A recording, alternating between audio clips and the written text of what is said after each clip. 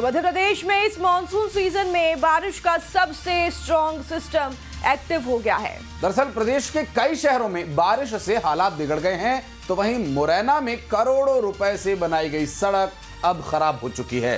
तो इधर खरगोन में भारी बारिश से नर्मदा नदी का जलस्तर बढ़ गया है और दतिया में भारी बारिश से तालाब ओवरफ्लो हो गया है। अगर शहर में और बारिश होती है तो लोगों के घरों में भी पानी भर सकता है। ग्वालियर की बात करें तो 90 साल का रिकॉर्ड टूटा है इस बार, और इस बीच नाग नागिन का एक अनोखा नजारा भी देखने को मिला, वो भी आप देख लीजिए। इधर खंडवा में भी भारी बारिश के चलते इंदिरा सागर और ओंकारेश्वर डैम के गेट्स खोलने पड़े हैं। तो वहीं नर्मदापुरम में भी बारिश से कई जगह और सड़कों पर पानी भर गया है। इधर छतरपुर में भारी बारिश से नदी और नाले उफान पर हैं। तो ये 7 तस्वीरें इस वक्त आपकी स्क्रीन पर आप देख रहे हैं। ये अलग अलग जगह से तस्वीरें सामने आई। तो खरगोन के बड़वाह में नर्मदा जी का जलस्तर बढ़ा हुआ है। खेड़ी घाट पर नर्मदा जी के जो दोनों घाट हैं वो डूब चुके हैं।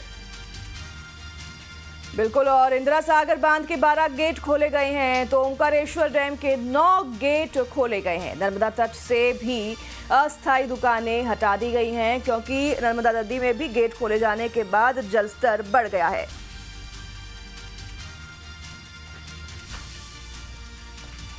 वहीं जबलपुर में मूसलाधार बारिश के चलते नर्मदा नदी का जलस्तर बढ़ रहा है और इसे देखते हुए अब बरगी बांध के और 8 गेट खोल दिए गए हैं, जिसके बाद अब बरगी बांध के कुल 15 गेट से 1,20,000 क्यूसेक पानी छोड़ा जा रहा है, जो कि काफी ज्यादा मात्रा है। और ये जो सभी गेट्स हैं जिनका आप जिक्र कर रही हैं चित्रा, सभी ये गेट्स 15 इनकी संख्या और करीब करीब 1.56 मीटर इनकी ऊंचाई रखी गई है। इन गेटों को खोला गया और साथ ही नर्मदा के तट यानी गौरी घाट की अगर बात करें तो यहाँ दुकानदार दुकानें खाली करके जाने को मजबूर हैं, क्योंकि पानी बढ़ रहा है, बारिश होने वाली है और लगातार हो भी रही है। तो वही तिलवाड़ा घाट, भेड़ा घाट और लम्हेटा घाट में भी लोगों को नर्मदा जी से दूर रहने के लिए निवेदन किया गया। और बांध में तेजी से पानी की आवक एक और चुनौती है। बरगी बांध के निचले स्थान नरसिंहपुर, बालाघाट सहित अन्य इलाकों में भी अलर्ट जारी किया गया है। तो वहीं राजनांदगांव जिले में भी रुक रुक कर हो रही बारिश के चलते जिले के नदी और नाले उफान पर हैं। डोंगरगढ़ थाना के घोटिया गांव में नाले में बाढ़ आने के कारण एक ही परिवार के 5 लोग नाले के बीचों बीच फंसे हुए थे, तो उनका घर भी पानी में बह गया था। वहीं 5 लोग वहां ट्रैक्टर के इंजन पर बैठे हुए थे और नाले के बीचों बीच फंसे हुए थे, जिसे रेस्क्यू कर पुलिस ने सुरक्षित निकाला है।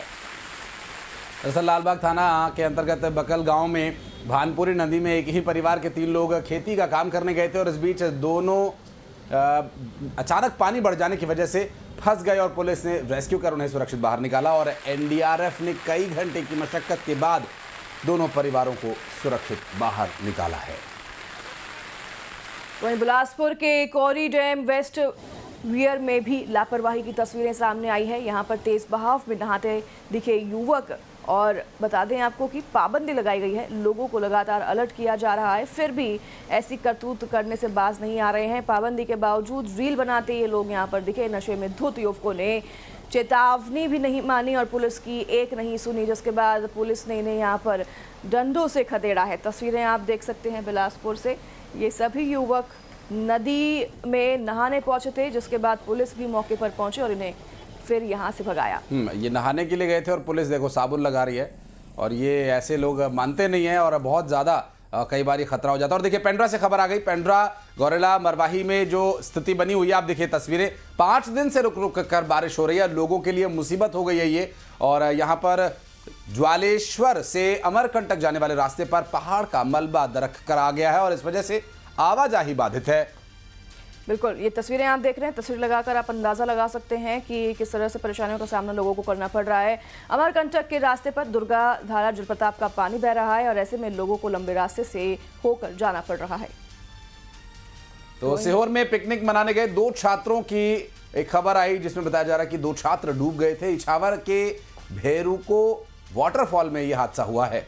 वीआईटी कॉलेज के 5 दोस्त बताए जा रहे हैं। ये जो पिकनिक मनाने के लिए गए थे, इसमें से 2 छात्र डूब गए हैं। पिकनिक मनाने के दौरान ये हादसा हुआ है और डूबने वाले दोनों छात्र हैदराबाद के निवासी बताए जा रहे हैं। गोताखोरों की टीम लगातार इन दोनों छात्रों की तलाश कर रही है। तो खबर जशपुर से है, यहां बेकार